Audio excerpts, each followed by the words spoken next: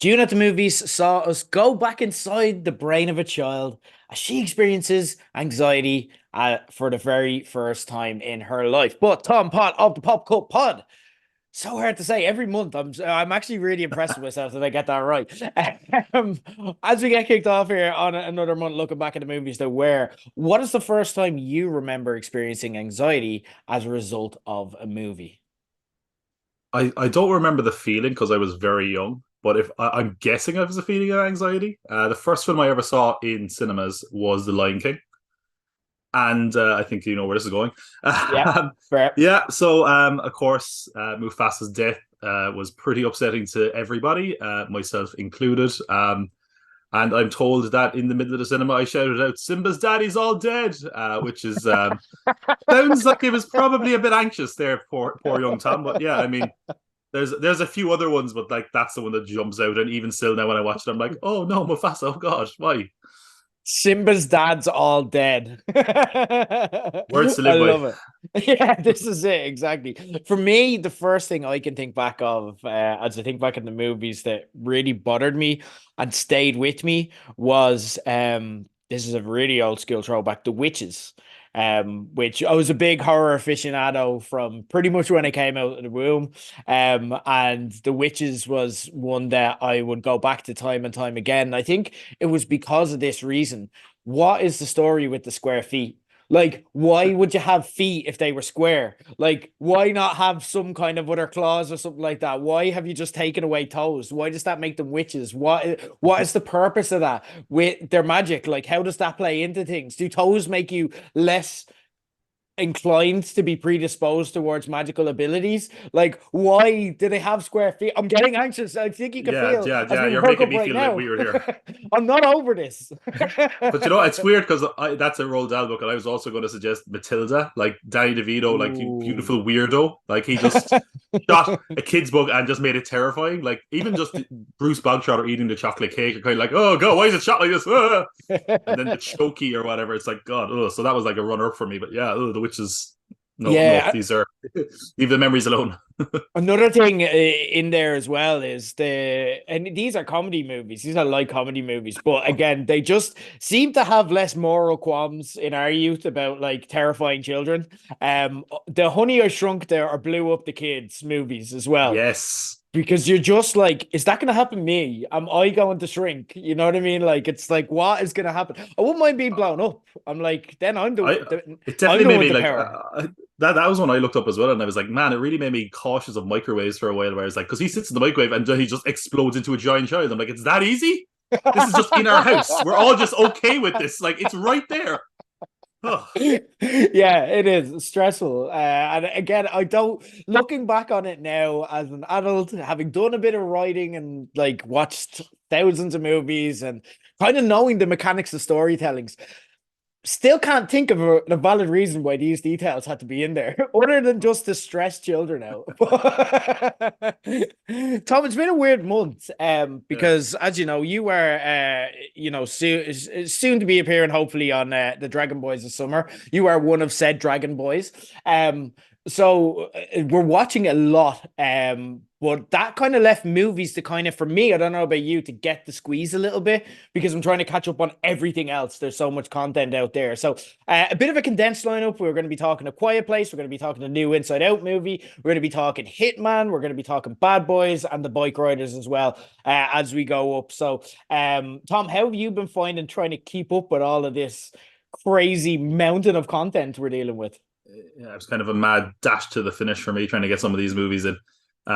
Yeah, it was June was a weird one. I remember looking back last month, it was like, what film are you looking forward to? And I'm like, this is such a random mix of movies that they just threw together. It's like normally it's like blockbusters, but this time it's just like I don't know, weird art film, sequel film that you didn't know was coming out, sequel film you're looking forward to. It was just like a real weird mix of shite this month.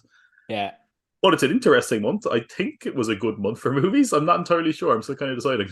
Yeah, well, that's what this show is there for. We're gonna help you, hopefully, dear listener, decide if it was a good month or not, and catch you up on anything you may have missed out on, any recommendations, or hopefully steer you away from anything that's not worth seeing. That's what we're here for, and hopefully along the way we'll figure out how we feel too, and get that nice full circle feeling. So without further ado, let's get on and talk some movies in June. Let's do this.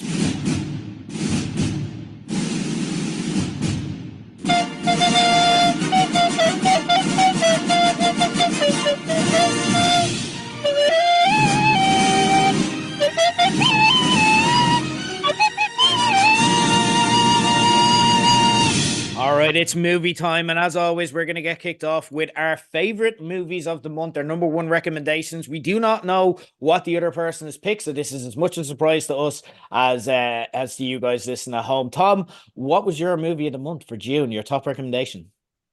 It was, I got it between two, but I think I went with my heart. I went with my feelings. Inside Yes. Out too for me. Same, This is same. Love it. this is one where like as soon as I saw the first Inside Out, it was like so obviously a sequel bait thing, and I was like, they're going to do it though, right? Mm. And I I'm in a weird experience with this because like I've kind of gone back and forth on Pixar sequels lately, and I was saying to you there, I was in Disneyland last week, and I went to this big Pixar kind of celebration, and they showed all these classic Pixar movies, and I was like, that got a bad sequel, that got a bad sequel, that got a bad sequel, and I was like, is the Inside Out sequel as good as I thought it was? And I kind of reflected on it a lot, and I think it is. I think it's one of the best Pixar sequels outside of, the Toy Story sequels, which are kind of, I think they're afraid to fuck those up. But the rest of Yeah. them, they're like, yeah, whatever. Finding Nemo sequel, yeah, this time they're Finding Dory. Incredibles 2, this time they're just swapped around. It's fine. Um, yeah, Inside Out 2, like, it's the thing I see people complain about. They're like, it's not as good as the first one, and it's like that's such a high bar to reach. And I'd Mm. say it probably isn't as good as the first one, but I think this is like as strong of a continuation as you could probably have, as strong as a kind of building onto this world. And I think the big problem that I didn't even really consider about it was that like the first one is in essence, as much as it's a lot of complex ideas, it is so, and it's so simple. Those kind of five emotions felt like the ones you would need, and the kind of concepts of memories and that kind of thing is really simple. But obviously, as you get older, building on that is going to be very, very tricky. And I feel like maybe one critique would be that the new emotions are maybe a little bit more nebulous, where kind of like you're like, well, isn't that the same as fear, or is there, But I don't think that matters. I think it all works. Like I think every emotion had a good moment here, out of the new ones. I think another thing it does actually underrated. I would say it actually probably, having gone back and watched the first one recently, I think it might actually do this better than the first one. Is balancing the actual role the other emotions play. Like the first movie, a lot of it does kind of feel like, okay, now joy and sadness need to figure out how to work together. Whereas this one, I felt like all the emotions are together and actually all have a distinct role. We see how they interact. And I felt like they had more personality. And I think that worked, especially to develop our older emotions, because, they're not going to have too much characterization. But I think it worked in this that they got a little bit more without it being kind of weird. The new emotions, you know, some of them feel kind of a bit disposable, like Ennui, who I think is really hilarious and has a good role. It is kind of a throwaway emotion, like the amount of time she's actually going to feel that or do something like that, is going to be quite rare.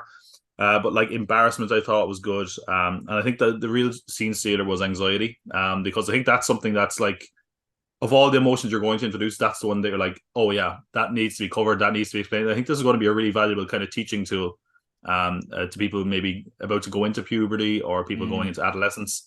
And I thought the voice casting of her was excellent. Maya Hawke did such a good job with it. The depiction of it was so amazing. I mean, I think at the moment, like one of the best film moments of the year, I think is going to be that moment where we have an anxiety attack, and Mm. seeing how that was depicted felt so fantastic.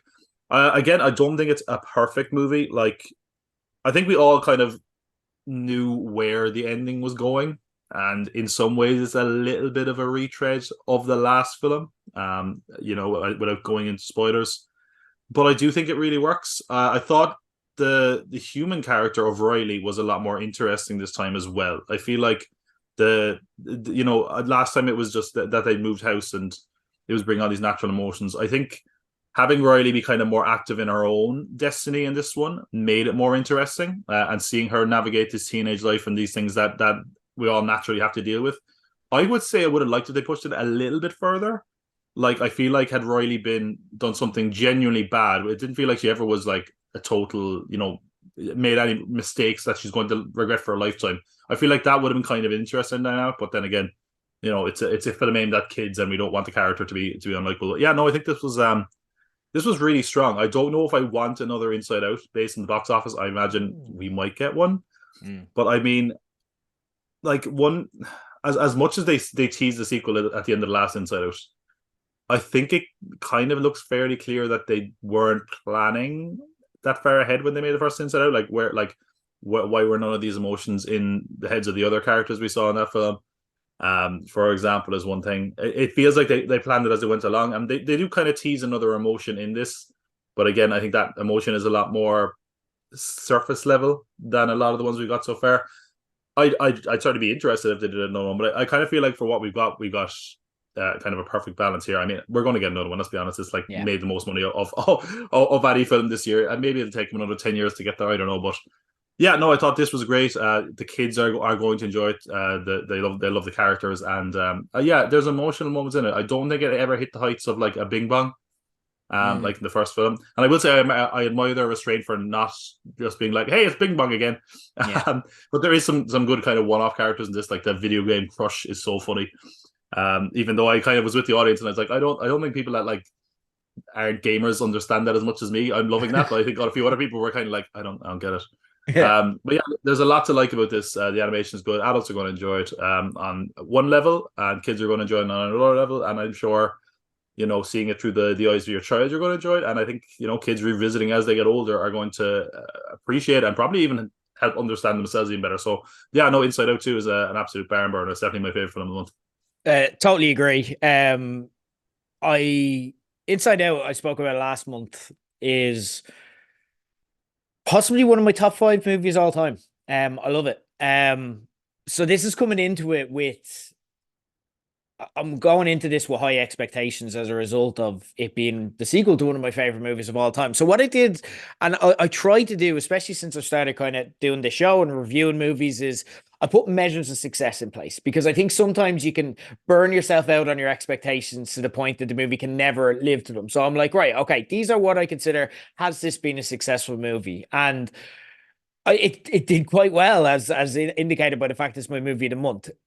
The first thing is, can you like, and I've kind of put these in order of if I feel like the movie's worked or not. So the first one is, can you use it? Would you want your kids to watch this movie? Would you? And I feel like that's a great thing because, like, I remember I watched not too long ago, I watched the first Inside Out and I showed it to an ex who had never seen the movie before. And I said, like, we were going out at the time, and I said, if we have kids, I want to use this as a tool for them learning about how to manage their emotions. And I feel that's why that is the most powerful legacy of that movie. It is an actual legitimate teaching tool. Yeah. And I feel like you said, this does cover that. I feel like this is great. I feel like it's for a certain age of child. And one kind of remark on this, and this is more the experience I had, which again, a lot of people have now gone to see it, but it's suitable for kids. It's definitely like you can bring your kids to see it. The question is, should you bring your kids to see it? And I feel like just because this is colorful doesn't mean you can bring your 3 or 4 year old to see it because I Mm. don't feel like it's going to land for them. It is for kids of a certain age, 6, 7, 8 upwards, kind of depending on your own judgment choice. If you think a movie that's largely going to play on you know, the crossover from prepubescent into full on kind of puberty and everything that comes with that, and kind of the metaphors are going to work if you feel like they understand what the term anxiety means or it can be explained to them. That's the sweet spot for this. Otherwise, going to be honest, I think it's colorful, it's shiny, but in the screening I was in, there was a few really young kids and they seemed bored and they seemed restless, Yeah. and their parents had to kind of walk out with them as a result, because it is very metaphorical in a way that the first movie was, but the first movie dealt with such universal emotions and dealt with that period of childhood that I feel even Yeah. small kids could kind of relate and learn from it. But can you use it to teach your kids? Yes. does the metaphor hold up and flow naturally? Or is it kind of forced in the way that maybe If was? Because If was a movie that basically was, oh, I loved Bing Bong and Inside Out. Let's just do that. And that's the whole movie. And it didn't really work there for me. It kind of felt forced at times. Um, Here, yes, I absolutely did. I loved, and again, you're looking for the little clever things. Like, for example, Family Island is now really small at this part in Yeah. her life, and it's blocked by Friendship Island. I love that. Like, it's absolutely amazing. Some of the scripting as well, like again, that they play out in a visual sense, but make so much sense when you kind of understand the emotions. And as an adult watching it, like Anxiety's job is to protect Riley from the stuff she can't see. And she, again, how we kind of see how she robs Riley of her sense of self by pushing down these emotions as well. And the metaphor is really clever. It really works. Tick that box. Is it actually funny and clever? Like Mount Crushmore, absolutely loved it. Sarcasm. Yeah, sarcasm, the emotions. Like I thought embarrassment was perfectly played.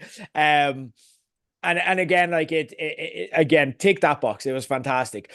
The main thing for me, though, well, not the main thing because I think it is in order, but something that kind of holds together if this is a success is, does it actually feel like a meaningful progression of Riley and her emotions as well?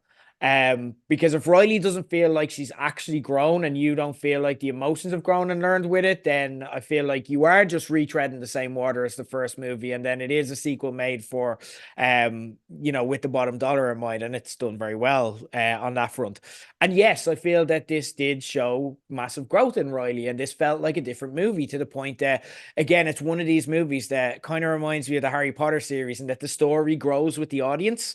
Mhm. It's like if you saw the original Inside Out, like if you, I'd love to be at the age where I saw the original Inside Out at that peak, kind of 5, 6 years of age, and now Yeah. I'm watching it, and it's like I'm that bit older, and I just the story is connecting with my life in the same way Harry Potter was being released at those various periods in my life.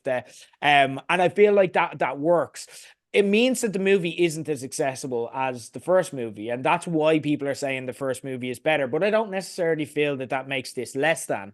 I feel that that actually makes this more of an achievement because, again, it's come in and it's not afraid. It's made more money than the original movie, so more people have seen it in cinema, which is unsurprising considering the success and kind of reputation of the first one. But I think it's I think as a result it kind of really works because of that. Um I personally would love to see more. I'm very intrigued with that. Again, I know Pixar and Disney, and again, it's now part of their actual content strategy to Yeah. milk sequels for all it's worth, which is, I hate that. Um, I feel like in terms of sequels, I actually liked Incredibles 2. I found Mm. Incredibles 2 was like, oh, they made it work. I really didn't think this would work, Mm. but they managed to put together like and pass a lot of the measures of success. I don't think it worked as well as this, but I feel it's more Incredibles 2 than Toy Story 3. Whereas Toy Story 3 is like, it's like not only for me better than the original, but multiple times better than the original. They Mhm. managed to really evolve the story and tell it and make it almost like, oh my God, the first and second one, we're just setting up the third one. Like that is incredible. Um, I feel this is more of a sequel that happens to work. But I would like to, and again, Disney are going to mine this to death until it stops making money. But I started to get morbid here, and I started to think, what would I like to see? And I'm like, I'd like to see Riley as an adult. I'd like to see. There was one really creepy review I read, actually by, and I'm not going to name the name because it is a reviewer that I have a lot of time for, but it was weird, and it really slated this movie for not having lust as a character. And I'm like, you've got really hung up on that Oh. one thing, and I'm not against the idea, but again, like she's very early into her stages, and they mentioned Yeah. crushes and stuff, so I'm like, that's the sandbox you're playing in, like at that stage of life. But I would like to see Inside Out tackle love and all of those emotions. I'd like to see Inside Out kind of even become an adult movie and really grow with its audience. I'd love to see how it tackled adulthood and the emotions that come up then and kind of the feelings. I got a really dark thought. Please don't judge me here. Um, but as morbid as this sounds, it's not that I want to see Riley die. Oh God. Oh God.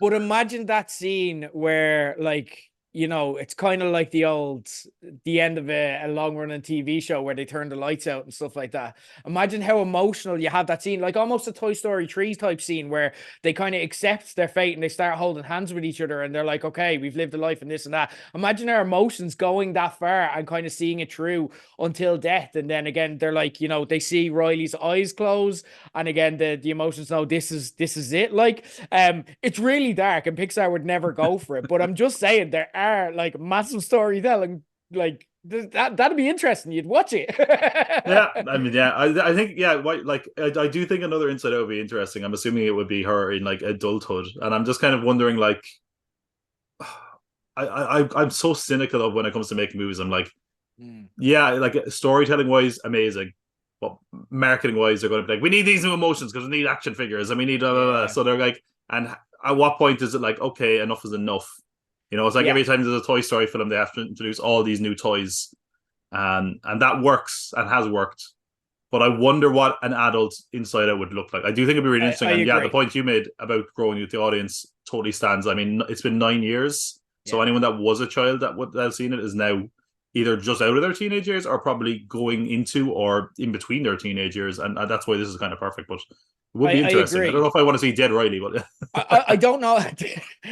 I don't know. Like again, and this is kind of the difference between when the studio owns the IP and a studio is adapting IP that already exists. Because again, do I trust Disney to be able to do this and not mine it and consider it with the toys in mind? I'm just after finishing Joanna Robinson's excellent MCU, the Reign of Marvel Studios, which kind of gets into the business behind the decision making in Disney quite a lot. And no, I don't trust Disney to not make a movie about like that is going to rely on merch sales and so on.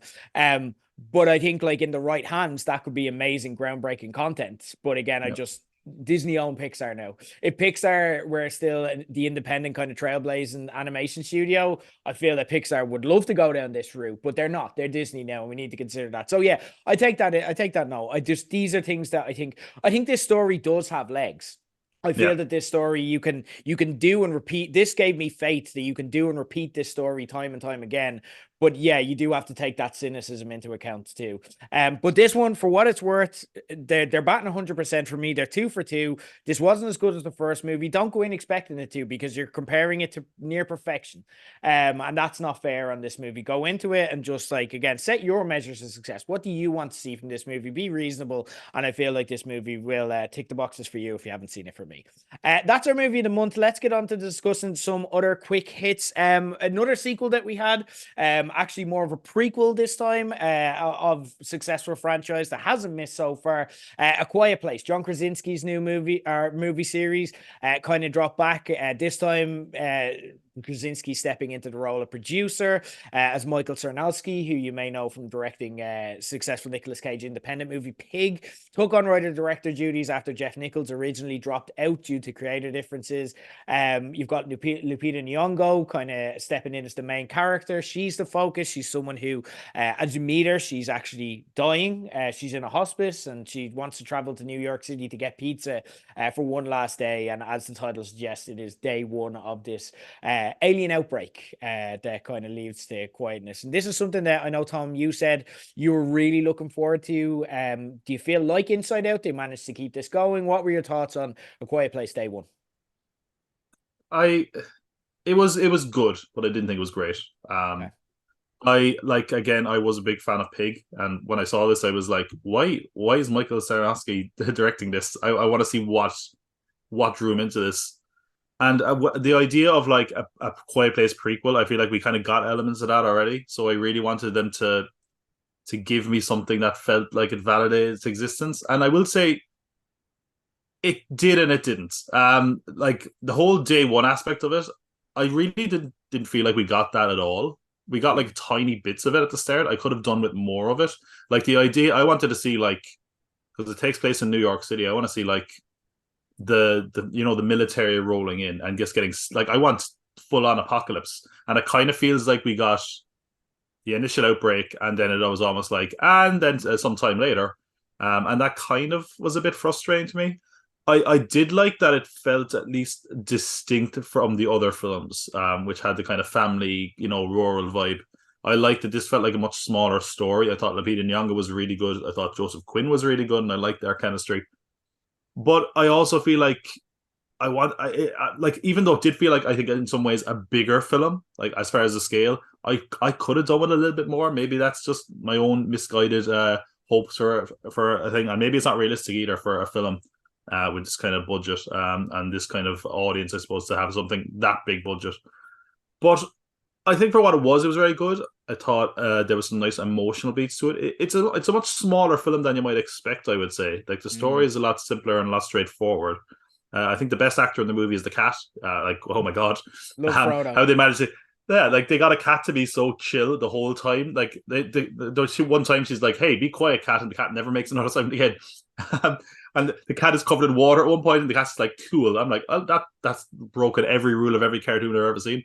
Um, but overall, like I feel like I would say like this is maybe a 4 star. That might be a push. Maybe like 3.5 star film that could have been a 5 star.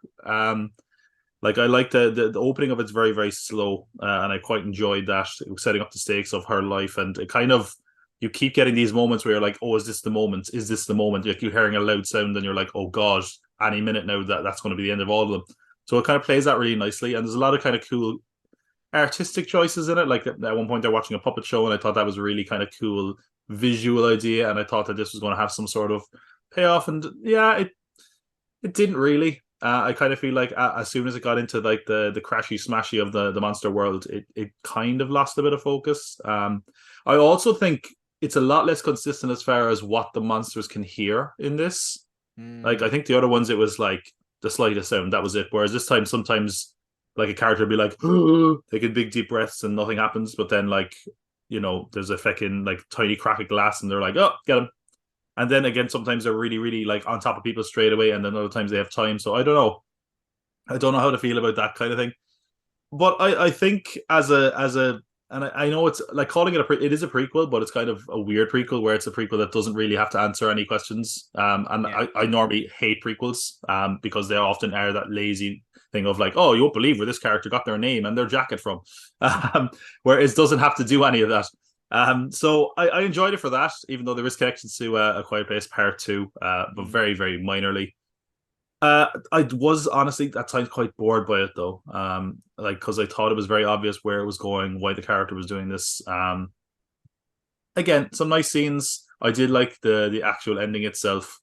I thought the casting was good. I wanted more out of it, but I think it is still Mm. very good. It's good to put it against the other Quiet Place films. I would say it's as good. I would say I don't think it's Yeah. my favorite. I've seen some people say it's their favorite of the franchise. For me, it's like yeah, it's as good as the other ones. It's worth a watch, absolutely. I feel like these movies, but I don't think it's like as great as it could have been. So Interesting. I think for me, I benefited from low expectations here because you hear the words prequel of a successful franchise and it's kind of locked in development hell a little bit. And you get those expectations that, oh, this is just going to be, I'm just going to have to endure another Quiet Place movie. And this is where I start to fall out of love with the concept because I do love this concept. I love the experience. I love being in the cinema. I've seen every one of these movies in the cinema and like I'll have popcorn or nachos at the same time. And I'm like, you know what I mean? You're trying to be yeah, quiet with everything you do because the movie just sets that.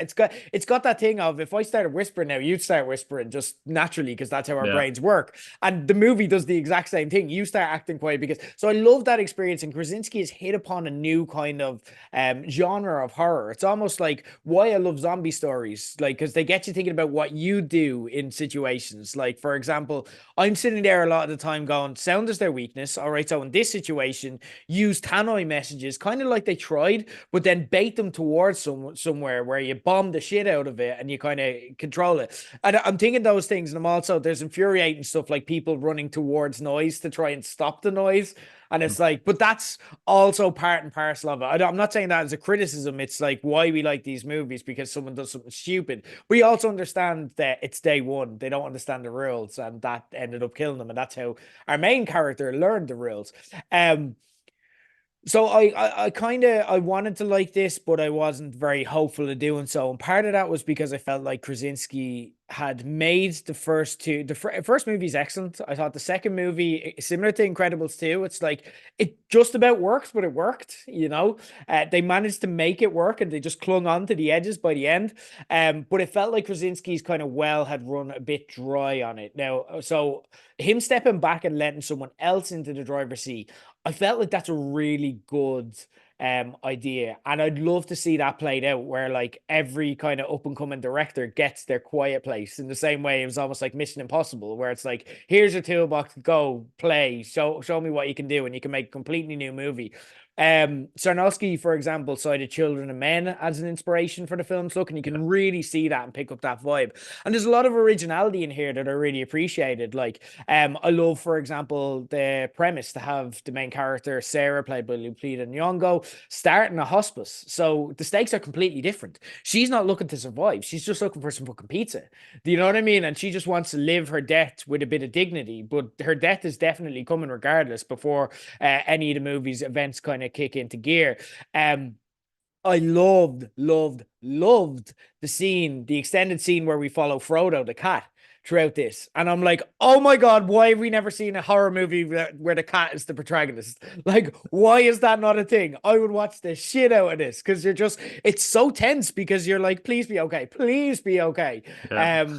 But also it's just such good action. And I'm like, this is genius. And a quiet place like well, no, actually dogs would be fucked in this. That actually depressed me a little bit because I'm like, oh, dogs, oh, No. the species of dogs didn't last longer than day one. And I'm like, but cats could survive this in theory. They're little shits, but they're sneaky little shits and they tend to be quiet enough. So that was interesting. So I like, again, I thought there was a lot of creativity here. I liked some of seeing the big picture response. I think The Last of Us was very good. The TV show on HBO was very good at kind of giving us a bit of discussion around what the big picture reaction would be, like what the big governments would do to kind of quell this. And that's something, a subject that I'm interested in, that for some reason remains relatively untouched. Like, we've had movie Yeah. franchises touch on it before, but it's like I actually want to know. And like we got to see a bit of that with like how they tackle getting in and out of the city. I won't give it away. But I'm like, okay, I'm interested in you getting some of that. So for me, I think if you can keep the creativity of this burning, and I think giving it to different creators and saying, here are the rules. John Krasinski's here as the kind of Kevin Feige of this world. Here are the rules. Here are the confines. I'm going to keep you within this box. But apart from that, go have fun and give me your best shot. I think this can work because it's a concept that just works, because losing one of your senses naturally heightens everything else. And that's as true for the characters as it is for the audience. And it's such a unique cinema experience. So I'm rooting for this to work, and I think they've fallen upon something. And it's similar to Inside Out. I'd welcome further A Quiet Places until we're like, okay, we're done. And there will be a movie where we're like, right, that's it. This is the Yeah. end of this. But I'm willing to ride that wave for now because they've made it work here, and I was very impressed by it. Another one is a bit more original, the next movie I want to discuss. So I want to talk about the Bikeriders, which, for anyone who doesn't know, it was inspired by a photo book depicting the Outlaws Motorcycle Club. So it's based on a real motorcycle club, renamed Vandals MC for the fictional movie from the 1960s. The person who wrote the book is actually a character in the movie, and is kind of interviewing one of the wives of played by Jodie Comer. About her life in the gang, and it kind of tells the story of the gang from inception up until kind of the original kind of first era of it, kind of, what was played out.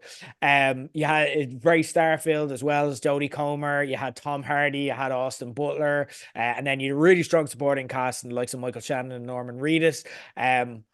Very similar to a lot of movies that you've watched before, but also very different in ways, and kind of took like, you kind of think you know what you're going into, but then it's something else. But the question is, does it work? And actually, in a fun connection with the first one, this was written and directed by Jeff Nichols, who left A Quiet Place to go make this movie. So, what were your thoughts on the Bike Riders? Did this work for you? Because this is a matter of tastes, I feel, and it's going to be individual. So let's tease out what worked and didn't work for us individually. I won't say it didn't work, but I feel like it could have worked better. Like there's a very interesting kind of film here, but I feel like it only scratches the surface. It's a weird film because like it kind of feels like it's kind of battling against itself in that there isn't really much of a like central plot. It's just this is this bike group and this is how it grew and this is how it kind of falls apart. But also I feel like it kind of rushes it a little bit while also taking its time at other points.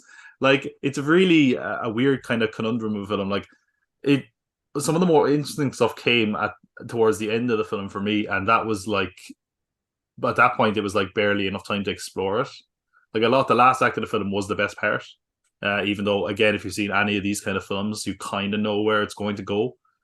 I thought the cast was really good. Again, it's just it is just following like the rise of this motorcycle club, and I find that stuff really interesting. And motorcycle clubs really interesting. So I was kind of excited for that.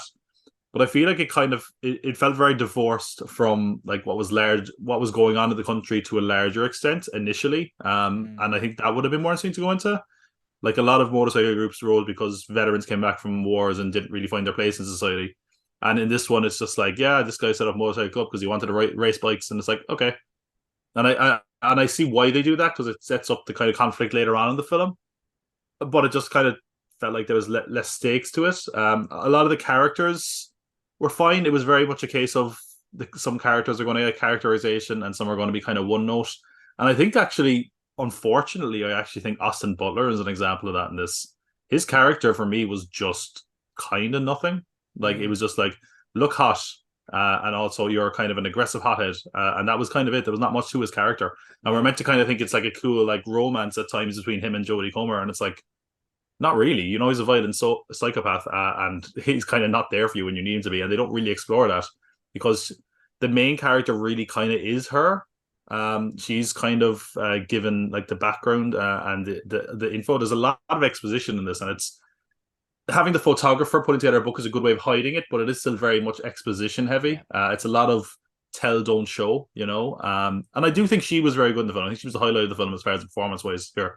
Tom Hardy was good, but I kind of feel like I don't know what it is about Tom Hardy. Like sometimes he just defaults to random man accents. Like I know he's meant to be from Chicago, but he was just sometimes he was just making noises, you know. Like sometimes he said at one point he said something, and I was just like, "What?" And one of the characters in front of him said, "What?" And I was like, "Yeah, exactly. What the fuck was that?"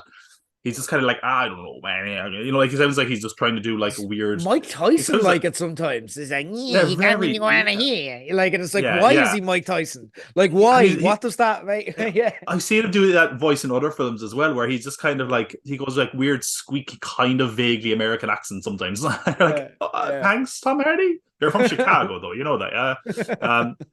But you know, I think he was kind of fine. I did think the supporting characters were decent, and they gave some things. I mean, I think Norman Reedus just heard they're making a movie about bikes and probably begged to get into it, like you know. And I think, like as I said, the last kind of as the film goes on, I do think it gets a bit more interesting. You know, it's but I feel like they could have done it better, and got the ball rolling sooner because like the whole thing is that you know as the Vietnam War comes in, all these people who don't have a place in society anymore become part of these MCs, and they become kind of nutcases because they can't fit in anymore or can't hold down real jobs after the effects of the war. And it's like that is much more interesting than what we got beforehand. And I think that like we don't really get the conflict of that until the last 10-15 minutes. And even when we do get that conflict, the larger end of like what basically signifies the end of the film is unrelated to that. I can't say any more without going into spoilers. But like the fact that there's now a load of veterans and Vietnam, you know, people in the MC isn't what leads to any of the characters' downfall. It's just another character who wants power. And that would be interesting, but that kind of largely happens off screen. And as soon as you introduce that character early on in the film, I was like, well, I know what's going on now. Yeah, that's it. So yeah, this is like a film that had potential. I feel like it actually probably would have been like a better TV series or something. I think Yeah. if they played it out with a bit more time, but it feels a little bit rushed. It's not as good as it could have been, unfortunately. But yeah, it's interesting. Aesthetically, it looks like it's a Sunday film, is what I would say. Yeah, I wouldn't disagree. It's fine. It instantly kind of reminded me of, and this is a really positive comparison, but it doesn't hold up to the quality of this movie. It reminded me of Goodfellas straight away. They're Yeah. going for that tone and vibe of it, instantly. Like it's got a narrator. Like Jodie Comer is almost the Henry Hill style figure of this, as the audience avatar, kind of leading you through the story and explaining the world, in an accent, by the way, that you'll spend half the film trying to figure out. But if you actually go and look up the original accent, it is like for like. It is word Mhm. perfect because it's a hybrid accent that she's doing, and you will try and wonder: is she from Minnesota? Is she from Chicago? Where is that? But it's actually really good accent work from her, because you think that of the character she's based on too. But it's really kind of loud with a big kind of heavy recognizable soundtrack. It's got a really strong period set, and it's almost cartoonish at times. And I don't mean that as a bad thing. Goodfellas you could call cartoonish at times, but the thing is, it's cartoonish and nostalgic and warm at the start, and drags you into this world because you can see, and it's important that movies like this have this like part of the story, because you have to understand why our characters went from normal people to being intoxicated by this world. And then in the second half of the movie, then it starts to get dark, and it's like, well, this is the consequences of that. So it's taken a lot of cues, I feel, from Goodfellas, but unfortunately, it just doesn't kind of have the substance of Goodfellas. It doesn't have the story to tell. And it feels fitting that this is kind of based on a photo book rather than an actual novel or anything like that, because it shows you the difference between a great photo and a great movie. Because you look at a great photo and you start to kind of fill in the background yourself. You're like, oh, I bet he's the mental one, and I bet he's the leader, and I bet he's the stuff. And you don't need to know you don't need to have that confirmed when you're looking at a great photo, because what you're looking at is a feeling, a vibe, and kind of the images that pop into your head just enhance that, because you're just given that photo to look at. But a movie needs to flesh that stuff out, and this movie doesn't really. There's stuff happening in it, and it is shocking at times, but why it's shocking is because the movie hasn't really taken much time to fill the characters with motivation. So their performances, again, they're more enigmatic than fleshed out. They're more just doing things and we don't understand why. Tom Hardy's accent, as we discussed, being a case in point. Austin Butler defaults to Austin Butler mode, which is like just like kind of being gloomy and broody, and like just standing there in a Jon Snow like trance, going, "Why am I so handsome?" That's just what Austin Butler will do if you don't direct him. But it can kind of seem random at times, and especially where the film ends up. I'm like, I saw how you were trying to build to this. I saw what you were going for, but you didn't do it. You didn't get me there. So that when it happens, I'm like, okay, yeah, that's I'm gonna accept that that's what happened because you told me, rather than feeling it or experiencing it or having an emotional reaction to it. I thought, yeah, the supporting cast kind of propped this up. Jodie Comer I thought was excellent. Tom Hardy and Austin Butler just weren't given enough to do, and the characters just weren't fleshed out. So again, you have them just doing random stuff to fit in. That works with the supporting cast because again, they're not there to carry the emotional stakes of the movie. Their motivation doesn't matter as much. So if they decide to go a bit more wild and random, it just adds character and color to the movie. And I thought Michael Shannon and Norman Reedus in particular deserve kind of credit for just taking that ball and running with it as kind of wacky, interesting side characters. But sometimes there were like, for example, the end, and it has this thing where like these kind of movies with so many about gangs and the likes, you have characters who show up, and the characters that are kind of we're left with in the gang at the end, I'm not sure I know who they are. I'm not sure I Mm. know what connection they are to the story. Like, so I naturally just don't care that much. I actually know the villain a little bit more, So um it's a fine movie. It whiffs on a lot of things. It's grand if you're gonna watch it. There's a lot of love here for the period and the vibe. So if you love that in general, there's a lot here for you if you just want to live in that world and experience it. But if you're looking for a great movie, this is one you sense could have been one, but fell a bit short. It's the difference between kind of hanging out and hearing stories about being in a biker gang and actually being there. And the gap that you in that experience of hearing the stories to living it and feeling it is the gap between this being good and like watchable to being potentially amazing. It never made me feel it. It never made me experience it. It never made me connect to it. But it was like a good photo, nice to look at for a couple of hours. And you've got Austin Butler and Tom Hardy. So again, you're going to tick those boxes either way. That's kind of their modus operandi. Next up, I want to talk quick, and I know you haven't seen this yet, Tom. Kinds of Kindness, and I know you were saying last month this was one you were looking forward to. We're big Yorgos Lanthimos fans here. If you don't know him, it's his second release of the year, at least over this side of the water. He released Poor Things earlier this year, which obviously went on to huge success and has kind of made him into a household name and kind of made his wacky kind of enigmatic blend of cinema, almost mainstream friendly now. But you may also know him from The Favorite, which he had Oscar success with, and The Killing of a Sacred Deer as well. He kind of teams up with his regular writing partner for this one, Eftimas Philippou, for their kind of fifth collab and their first collaboration since The Killing of a Sacred Deer. This to me was Yorgos Lanthimos's version of Death Proof. Okay. Oh And what I no. mean by that is, now you can take that however you want to mean, because some people do love Death Proof. Death Proof was Quentin Tarantino's, and it is Quentin Tarantino is probably my favorite director of all time. Okay. Pulp Fiction, favorite movie, and I love so many of his others. Like my top 25 is littered with Tarantino movies.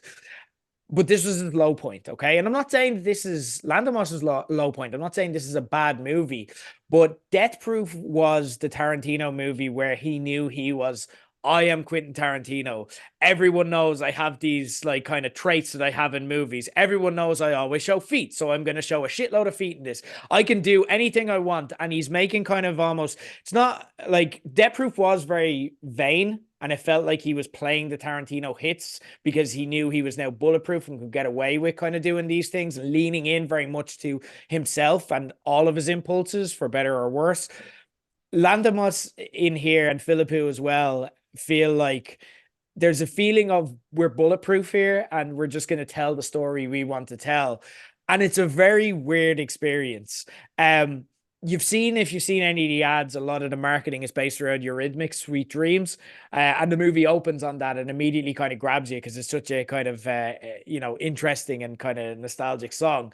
The movie itself is actually based on the song in a weird way, particularly the lines, some of them want to use you, some of them want to get used by you, some of them want to abuse you, some of them want to be abused. There's three short stories in this, all played by the same characters, Jesse Plemons, Emma Stone, and then a great supporting cast as well. It's almost like a who's who building up kind of Lanthimos's army, particularly Emma Stone, who feels like she's had particularly report things, feels like she's had a sexual awakening, at least on screen with Lanthimos, and continues that very much so here. You can tell she loves working with him and she's getting to kind of show a new side of herself that we didn't know. We just always thought of her as adorable little Emma Stone. She is not that anymore. And she's someone who benefits quite a lot, and the performances are great. Willem Dafoe actually is added here, and he is a great collaborator with Lanthimos. It just works in a way that will surprise you because he is both at all times Willem Dafoe,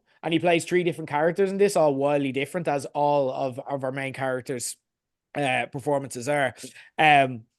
But he is also whatever twisted character each story needs him to be in such weird ways. Like I did a TikTok there last night, kind of saying how Kinds of Kindness got made, and it's like someone listening to Sweet Dreams, and then it's like, what if that's an interesting song. What if it meant that Willem Dafoe was the only person on the planet we could have sex with?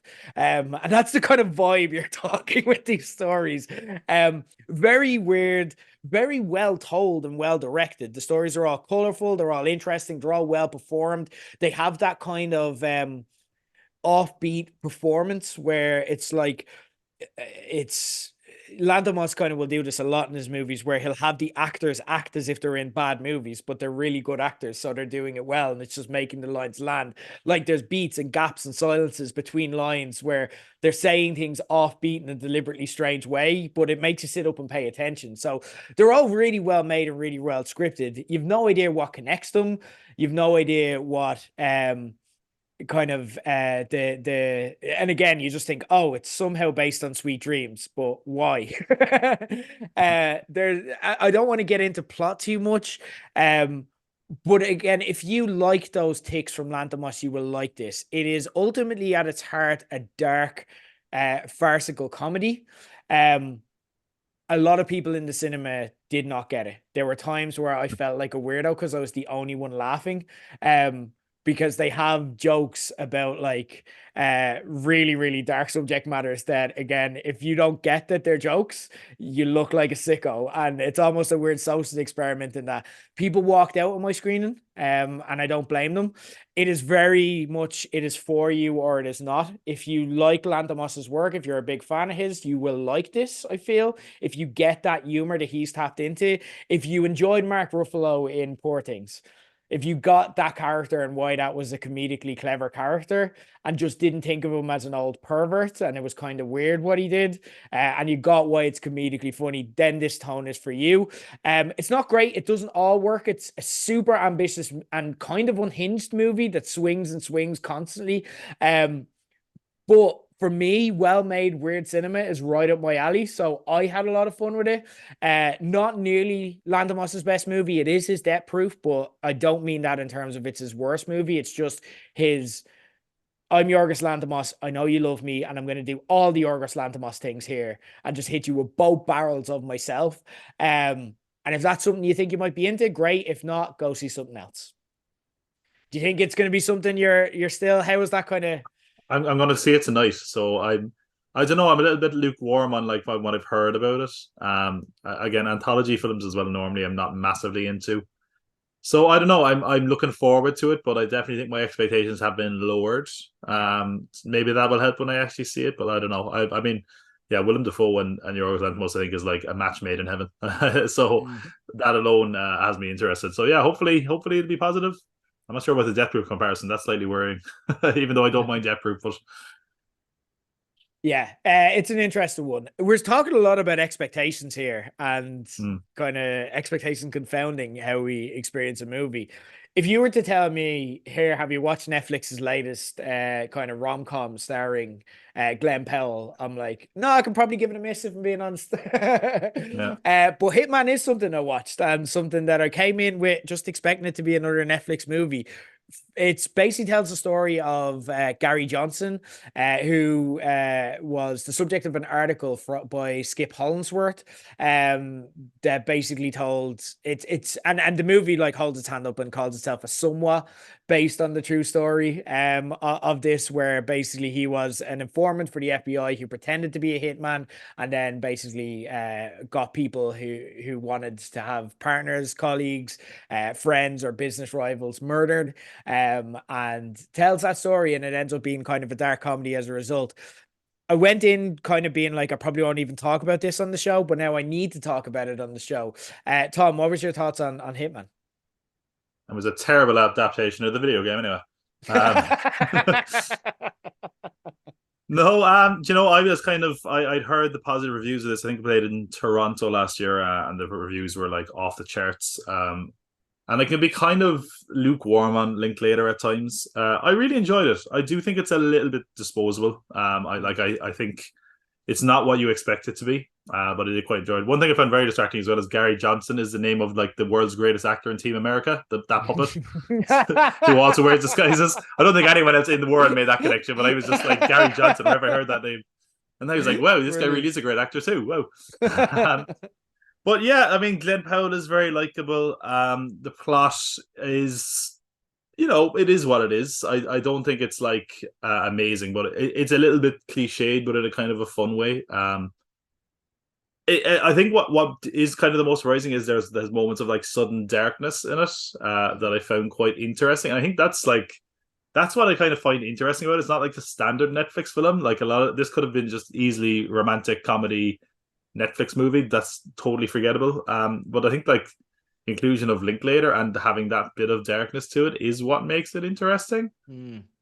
Aside from that, though, it's good. I enjoyed it. I would say it was probably the closest thing to being my favorite film of the year behind Inside Out. But I also don't think it's like an amazing film. Mm. I don't think it's one that I'm going to think about that much again after.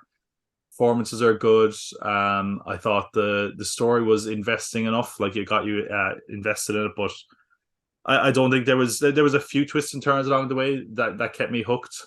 But yeah, it was very suddenly dark at moments that kind of made it a bit strange. Not that I'm against dark films or anything, but it just kind of meant a little bit. It was a bit tonally odd Mm. to me. I think, yeah, I had fun with it though. I think it's a fun film despite that darkness. I don't think it's like a masterpiece, and I don't think it's anything that's like. I think really it just showed that Glenn Powell is like the star to beat at the moment. I think he is like the man of the moment. It seems like every time there's a new movie coming out, it's like, and Glenn Powell is rumored. So and I can see that here. He gets to show a bit of range and have a bit of fun. Play against type at some moments, and then kind of play into his own, hunkishness, suave kind of thing, which is really fun to watch. But yeah, other than that, I mean, like I think this is one that you can recommend to most people when it's on because it's on Netflix. I don't think I don't think you're missing out too much if you don't see it. Mm. But I think it's well worth a watch anyway. It's a good Netflix movie. I mean, like putting it on the scale of like Netflix movies, it's probably one of the best ones, but that's not a great scale anyway. Yeah. But yeah, no, it's worth a watch. It's a bit of fun. Yeah, I don't think Yeah. it's anything like groundbreaking or anything, but No, and I think again, it ticks all of the Netflix movie boxes while managing to become slightly better than that. You know what I mean? By having intelligent people involved and by having charismatic people involved. You get Richard Linklater on this, and all of a sudden he's gonna make it. And it's a meaningless, brainless Netflix Saturday night popcorn movie, but it's a brainless movie with a brain. And the brain is Richard Linklater. He decides to get creative with this. He decides to make it fun. And then you've got someone as charismatic as Glenn Powell. He's following kind of as anyone but you co-star Sydney Sweeney's lead and trying and failing to look like a normie. It's like, you're not, guys. You're the sexiest people in Hollywood, and that's why everyone went to see anyone but you. Because it's not a great movie either, but like know. you're just hot. Like, so stop pretending you're not. No one's buying it. But like, yeah, he's also very charismatic. He has that like kind of traditional kind of lead actor magnetism as well in everything that he says. The movie is at its most likable when you just kind of get to spend time with him in the kind of business as usual part, like when he's wearing different costumes. There's some real laughs you can get from that as well as he kind of plays different versions of himself as well. It does become more of the standard Glenn Powell rom-com in the middle of the movie, and the movie dips Mhm. slightly for that period, but then it actually turns left back again into a thriller towards the end and gets really dark at times. So it ends up being a fun watch. I really want to shout out Adria Arjuna. She's great in this, and maybe it's just my bull-like tendency to be like, red flag, don't mind if I do. But I loved her character, even if I've dated her several times in my life. The girl who has massive warning signs of red flags, but is both like sexy and charming enough to just be like, I'm going to ignore them and walk right into this. It's a sneakily, really nuanced performance though, because you do feel that charm and that pull and that allure of her, and not just because she's physically like incredibly attractive. She just feels very charming and warm in the same way Glenn Powell does, and that's what this is. Again, it's like I said, nothing special, nothing to write home about, but just a really, really well executed Netflix movie that Richard Linklater just makes work on every level by looking into the attention to detail that usually, again, with Netflix movies, when we throw them on, we're like, this is going to be big, it's going to be expensive, it's going to have stars. It's not going to be any of the stars' best movie ever. It's going to be them just everyone collecting a paycheck involved, but it might be inoffensive enough to be fine to watch on a Saturday night, not upset me or traumatize me. And this does every aspect of that well, which made it a nice surprise. So if you're looking for a Netflix movie, Hitman would be one I definitely would watch. Let's finish up on another popcorn movie. Bad Boys returned for the latest sequel that I feel nobody was asking for. And Will Smith kind of trying to play off the goodwill to kind of return. And you know what? It's a gambit that seems to have worked. This is doing quite well. Bad Boys Ride or Die released last month. Actually, interestingly, only filming ended 3 months before the release of this, so there was Yeah, a I tight didn't think this was turnaround. going to come out this year. Yeah. There was a rush to get this out because they're like, Will Smith, we need you back, buddy. And the question is, like, it worked from a box office standpoint. I think we can definitely say that the market has forgiven Will Smith and is willing to go to the cinema to see him. Did it work for you from an entertaining standpoint? And did it work from you as in justifying that Bad Boys needs to still be a thing? What were your thoughts of Ride or Die? Like I remember seeing the last Bad Boys just because, get out of the house. But I kind of surprisingly enjoyed that. Like Okay. these are like, I think the thing is, it is the bar is so low for these movies that like even if it like just happens to like get over the bar, I'm like, yay, Bad Boys way. Like the first Bad Boys is terrible. Bad Boys 2 is even worse. And like the last one, I was like, hey, yeah, it's the lads, they're back. Fair enough. Yeah. Um, and it kind of became such a weird soapy film. The last one did that I kind of enjoyed it. This one I was like, well, we definitely didn't need this one anyway. Especially because they totally fucked up the naming of it, calling it Bad Boys like Ride or Die. Like if they hadn't called the third one For Life, it would have been like everyone would have seen this. They're like, title is perfect, well done, congratulations everybody. If they gave Oscars for movie titles, I would have had it. Like, but it's yeah, it was entertaining. Like it's big dumb action. I think there's some. I think like what's really saving is our directors like Adil and Bilal. Like they actually put some more work into these than they should. Like as I've seen some of the behind the scenes of the camera work and that kind of stuff. And there's some cool kind of creative choices when it comes to that. It does feel like such a weird time capsule of a movie, though. It kind of feels Mm. like the movie you'd get out of Extravision in the early 2000s, And I kind of like it for that weird throwback quality. Not that it's a good film or anything. Like Martin Lawrence's jokes are so bad they're like they actually make me laugh because they're so terrible. Where I'm actually like, why did I laugh at that? Oh, because it was really bad. It's like such a Yeah. like oh, it's like I didn't know they still made like these kind of comedy jokes where he's just like, oh, I gotta get a hot dog, Mike, and you're like, why is that why? Because it's terrible. Um, but yeah, like they have good chemistry. I think What's it he I says at kind one of point? like Literally, the one thing that made me laugh more than anything else was he said, "Souls don't have dicks," and I'm just like, yeah, "That's where we're at. That is yeah, where we're at here. You're just saying yeah. sentences that sound funny." Now, having said that, the sentence "souls don't have dicks" is a funny sentence, so I am laughing. But fuck you for making me laugh, you dickhead. That's Because it. It's like the bar is so low. It's just like the fact that they even tried to make a joke that even in execution isn't great. You're just like that's a joke. Hey hey. it's just um, like those words sound funny yeah together. Let's make a $200 million movie around them, yeah. and I it don't know. I don't worked. know. It totally worked. Like yeah, I saw this and like it was pretty much so sold out screening. People were laughing and enjoying it, and the environment says a lot for it. Like it's such a dumb movie. Like the whole plot is so like I could even like the thing it tried to do earnestly. Like it had Joey Pants came back from the dead, and he's like genuinely he's like I just need to know. Are you my bad boys? Are you guys still my bad boys? And I'm just like, you don't know. That's so stupid sounding. It's so corny. He's like, my bad boys. I'm like, yeah, we're your bad boys. I'm like, what? Keep saying bad boys. That's not it's not as cool as you think it sounds. You could, yeah, and you know what makes it sound cooler? Saying it in a Cork accent. Are you with my bad boys? Are you my bad boys? All right, boys. The Bad bad boys boys. are here. I'd actually Yeah. watch Bad Boys. I'm telling you, everyone is called boy in Cork, so like it would be very confusing. Yeah. The bad boy, no, the good boy, boy. But like yeah, no, I enjoyed it. It wasn't a good movie, but it was entertaining.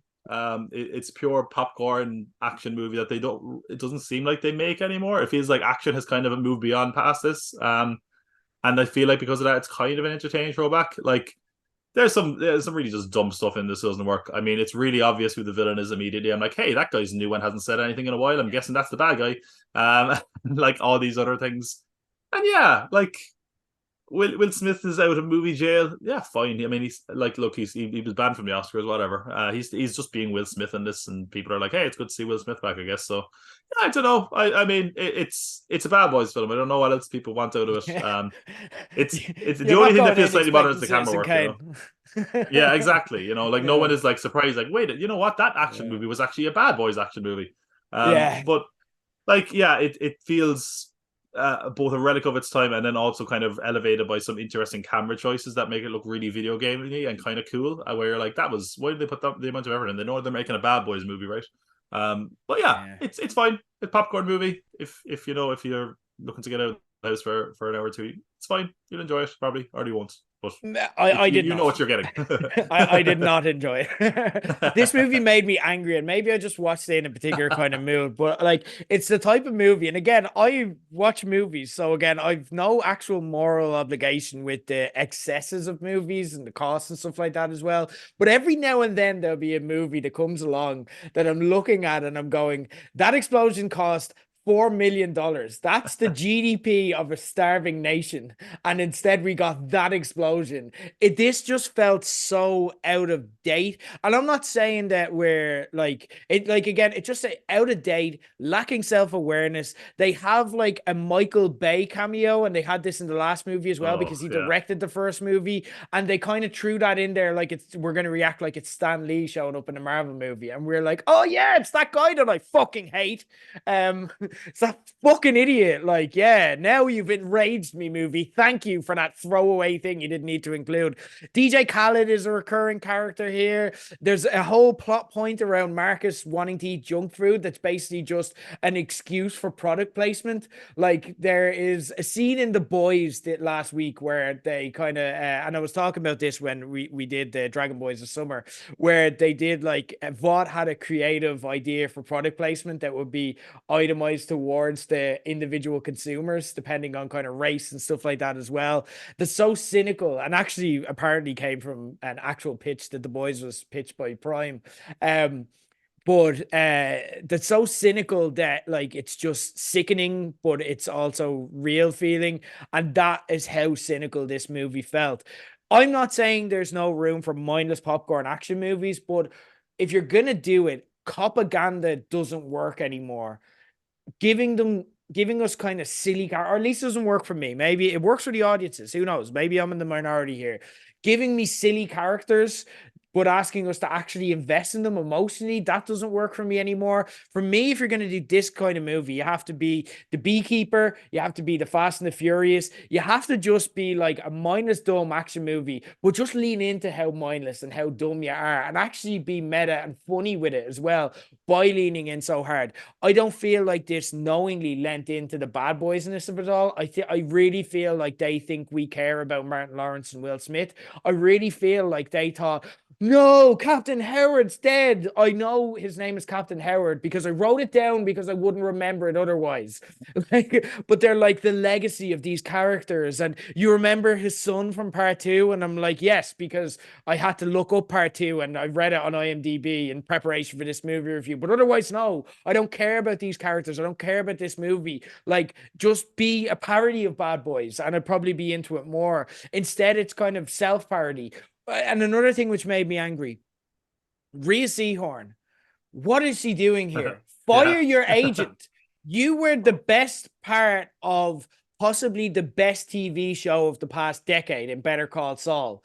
How is this the first movie that I'm watching you in? Well, it's not the first. I've seen her in a few different things, but like, how am I not seeing you in the likes of Yorgos Lanthimos movies? Like, how am I seeing you in Bad Boys Ride or Die? Sack your fucking agent. You were Kim fucking Wexler. You are better than Bad Boys. I did not like this movie. I thought it was cynical. I thought it was like just offensive at times, like by its existence. Like, not that the humor's offensive or anything, just that this exists and money is being spent on this while people are dying.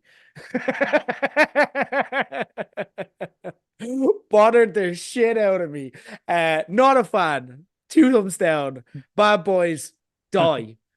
What you Just gonna die. do? What you gonna do when they come for you? Don't come for me. Don't come for me. I'd Go over also like to there. take I'd like to take this moment to make you more angry and say this made double what Mad Max made. Come on, come on. Fuck me. As if I wasn't angry enough. It's time for us to move on to rewatch this so you don't have to. The section of the show where every month Tom and I nominate each other on a rotating basis to watch a movie we know is shit, so you don't have to watch it. This is gonna have spoilers, but don't worry, you won't care about the spoilers in these movies because we're literally watching these movies as a civic duty for you, so you don't have to watch them. Last week, Tom nominated me to watch Jennifer Lopez's semi-autobiographical movie for Amazon Prime, This Is Me Now. I'm going to recap it. I'm going to tell you what you need to know so you can save yourself an hour. It's actually only an hour and 3 minutes long. How, like, she was given an Amazon Prime budget to make a movie about her life, and she was like 63 minutes. That's all I got. And trust me, they were not liberal in the edit here. They left everything in. And even with singing and dancing numbers, could only get to 63 minutes. But this is still going to be shorter, and I'm still going to recap it so you don't have to watch it. So This Is Me Now, which you can avoid by canceling your Prime Video subscription after The Boys ends, because The Boys is pretty good. Right, let's get this kicked off. Tom, have you ever seen a lad who's grimacing but trying to be supportive as his wife makes like cringy reels for social media for like a proposal or a gender reveal or something like that, and they're like, I have to be in this picture to support them, but their face is telling you I don't want to fucking be here? Ben That sounds Affleck. like the Ben Affleck special, is it? Yeah. Ben Affleck gives the most iconic performance of that here as the movie kicks off with them on a bike riding through the ocean that eventually crashes. And if you turn the volume up, you can actually hear him mutter, "You're still married to J-Lo. You're still married to J-Lo. Just look at her. She's gorgeous, but fuck me." The good news, Ben Affleck, is you're still married to J-Lo. The bad news is you're still married to J-Lo. Like, again, and both metaphors work exactly as it is.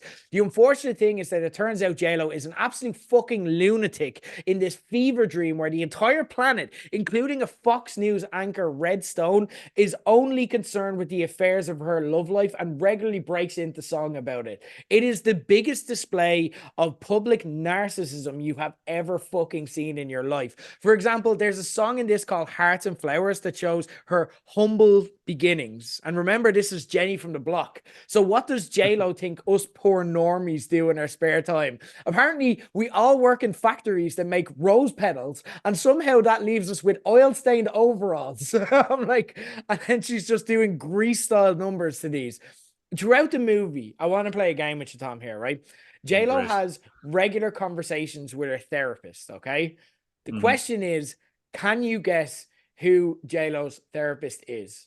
And I want to caveat this with, this is not who is playing her therapist. This is someone playing themselves as her therapist. So who would she pick? So it's someone in the public eye, someone you could guess. Who does she see as her therapist in life? Is it going to be like some legendary music figure? I'm not saying anything. I'm not saying anything, but the word legendary gets thrown around a lot these days. Oh, okay, right. So doing some heavy lifting there, right, with the word legendary. I'm just going to Fat Joe. Fat Joe, did you Google it? I did, yeah. Because I was like, there's no way it could be someone. They didn't get any actually good musician in here. They got Fat Joe. Fat Joe is J-Lo's the name on everybody's lips. Literally Fat Joe, not a therapist character played by Fat Joe.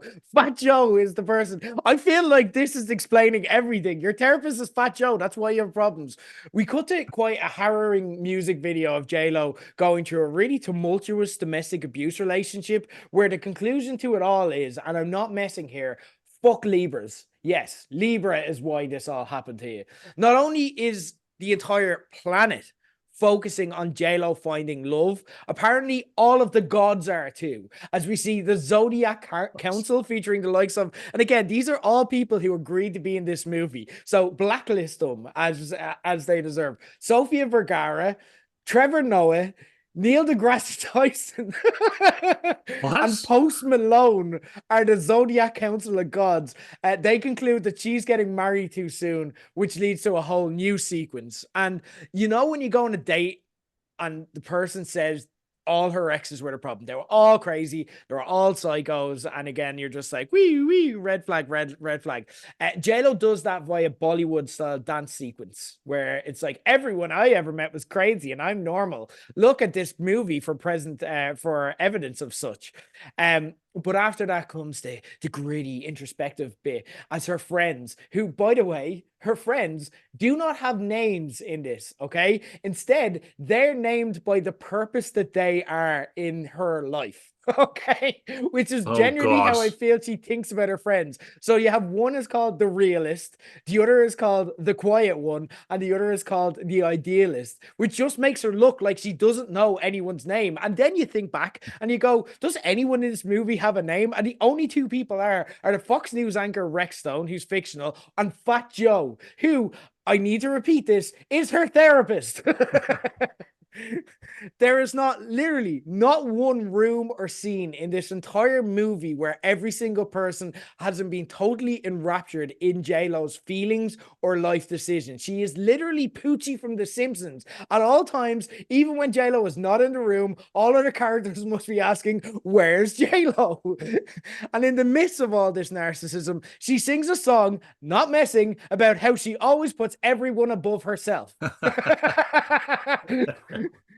Literally learn Oh. one person's name ever, and I might believe you, JLo. She tells Fat Joe about a dream she had where she goes back to the block and apologizes to her childhood self. And Fat Joe is a therapist, but also Fat Joe and not qualified to be a therapist. So he's like, dope. And it's like that. You should not be in this role. This all leads to the title track, This Is Me Now, where she extinguishes the fire in the Heart Factory and to heal goes to an ex's wedding, which is a cross between Mad Max and Avatar, obviously. But it made her realize that if she believes in love again, that she does believe in love again, which leads to her walking home through the rain, seeing a hummingbird, and Ben Affleck saying, can we go now? This is enough. I've been here for 12 hours doing this scene, and I'm just doing this because I love you, and that has been tested to every inch of its patience. Fortunately, she allows us to go now, and that is This Is Me Now. If this is you, JLo, you are actually fucking insane and need a better therapist than Fat Joe, because fuck me. Thanks for that, Tom. Much So yeah, appreciated. thumbs up, yeah. Wow. That sounds amazing, to be honest. I can't wait for her. Like, apparently, her relationship with Ben Affleck is on the rocks. So maybe there's a sequel coming. You You never know know. what, Tom? You know what? I'm gonna be good to you. You don't have to wait to see what's next for JLo because I'm on a Great. whole JLo buzz right now. Because now it's your turn to watch a movie. No one's ever been on a J. Who was last on a J Lo buzz? This is like 20 years ago. If you've seen any of the clips from her recent concerts, that's a very valid question. We're gonna keep the JLo vibe going though, because now it's my turn to give you a movie. Because now I'm kind of fascinated by it all. Though maybe at this stage that counts as a trauma bond. But I don't know. I should probably ask Fat Joe about that. But anyway, Tom, next month for your movie, you're gonna watch some. None of us have to. I'm gonna nominate you to watch JLo's new Netflix movie Atlas for this very feature. Ha! Gotcha. You play the JLo No. card on me. We could go all day with JLo movies. This is just going to Oh. become a JLo back catalog. We just do a dedicated Tennis J Lo match. podcast. Oh. That's funny as when I was looking at Rebel Moon, like when you made me watch last time, I was looking through and I was like, who's watching a J-Lo sci-fi movie? What year is this? And here we are. I guess the answer is that question wasn't me the whole time. God You damn. are. God damn irony. That's what you You get. We can either be nice to each other with this feature, or we can make each just other watch this is just JLo movies. mutually assured destruction. This is all You've this is like. cho- We're gonna you, both you, drive each other you've cho- mad. you've chosen the path of JLo based violence, so that's where we are right now. God damn Tom, we're it. just about done for June at the movies. We're going to be focusing on July now. Obviously, there's a big movie, Deadpool and Wolverine. It's going to be kind of packing out cinemas towards the end of the month. We're actually not going to be covering that in this show. We're going to be doing a special show on the Dragon Boys of Summer where we're going to be discussing it in depth with spoilers. So I guess aside from that, what movies are you looking forward to? What's the big movie that you're kind of waiting on this month? Yeah, aside from that, there's a few I'm interested in. Maxine is out this Friday. which I've heard it's not as good as the other ones, but I think like Ty West and Mia Goth getting together is always exciting, especially with that kind of weird '80s vibe they're going for. Twisters, again we've been talking about Glenn Powell. I have a soft spot for Twister. I think Twisters is going to be such entertaining trash, to be honest, but I can't wait. um, a weird one I'm kind of looking forward to, I think it came out today actually, is Beverly Hills Cop, Axel F. It looks kind of better than I expected it to, even though I don't think it'll be amazing or anything. Yeah, those will probably be the main ones. I'd probably go with Twisters or maybe Long Legs. I'm not sure is that coming out here though. Yes, Interesting. it's like a horror film by Osgood Perkins with Nicolas Cage. That I don't know. They keep doing preview screenings on Twitter, and people on Twitter are just like, "Oh God, what's happened?" And I'm like, "Did you see the movie? What happened? I don't understand. Just, you saw the movie, yeah?" But yeah, apparently it's creepy as fuck. So that'll be good. So that or Maxine, I think it's going to be a strong month for horror. Weirdly enough.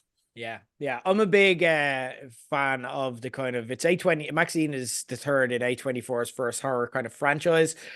Big fan of X and Pearl. If you've never watched them, cannot recommend them enough. X is a movie that was made during COVID, and basically the cast had no time to work together during COVID. So essentially, Mia Goth and Ty West were spending a lot of time on video calls, and they decided let's flesh out this trilogy with Pearl, which and in the movie X as well, Maya Goth actually plays it when you watch it. She plays two characters in it, though you don't realize it until you hear it afterwards, because she's so convincing as a second character.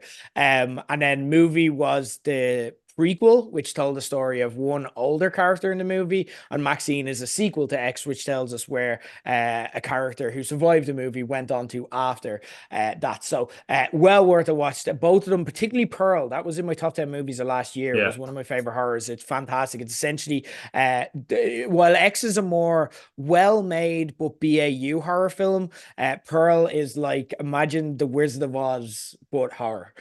Really well worth watching. It's fantastic, and Mia Goth is phenomenal in that. She's just showing off how good of an actress she is. So I've high hopes for Maxine. I'm really looking forward to it. Tom, what's going on in your world? Then the plug from the Pop Hook Pod. If you don't have anything coming up, just plug something that you like in general. Yeah, I do. I have some stuff to plug. I keep plugging things here and then just don't get the time to get to them, but that's going to change now. Because basically last month I was going to try to get something together, but I was teaching kids how to podcast instead of do my own stuff. So I am going to actually finally this month have Pop Culture Pod Shark Week, which we're calling. We're going to start promoting it this week, hopefully, called Week Shark Movies Week. Week WEAK. WEK at the end there. And I'm going to I have a few other things going on that I might talk about at a later date, but I am going to give you the exclusive lineup of the names of the shark movies that we're going to watch. So the first one is this is not me fucking up the name. Stephen Kang's Sharks of the Corn. That's a winner. Shark Exorcist is going to be another one. All the classics. Oh, I really like this one because this one has two weird puns going on. It's got a shark pun and it also has a pun on the Texas Chainsaw Massacre. So get ready for this one. Shark and Saw Women's Prison Massacre.